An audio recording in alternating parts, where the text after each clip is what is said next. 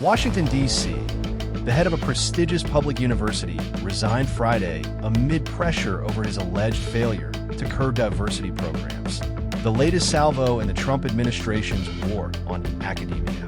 The Department of Justice had privately pressured the University of Virginia to fire its president to help resolve a probe of its diversity, equity, and inclusion efforts, according to the New York Times, which broke the story late Thursday. It had reportedly threatened to withhold hundreds of millions of dollars in federal funding. "I cannot make a unilateral decision to fight the federal government in order to save my own job," UVA President Jim Ryan said in a statement Friday. Ryan wrote that risking federal funding cuts by staying in his role would not only be quixotic, but appear selfish and self-centered to the hundreds of employees who would lose their jobs, the researchers who would lose their funding, and the hundreds of students who could lose financial aid or have their visas withheld. Ryan took the helm of the elite University of Virginia in 2018, a year after white supremacists marched with flaming torches through its campus amid heated debate over the removal of some Confederate monuments in southern states.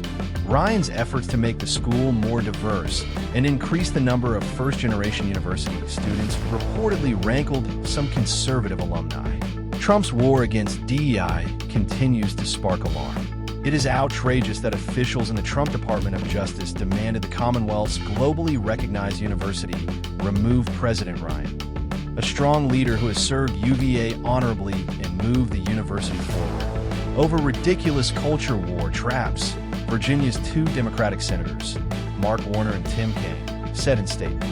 Trump is attacking U.S. universities and other sources of what he sees as left-leaning power in the country as he moves to exert unprecedented presidential control over life in America.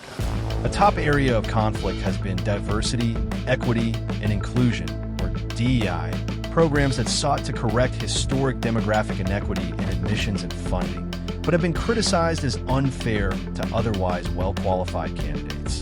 Trump notably piled pressure on Harvard University, seeking to ban it from having foreign students, slashing more than $3 billion in grants and contracts, and challenging its tax-free status. Observers said Friday's developments were an alarming sign for public universities, which are particularly reliant on state and federal funding.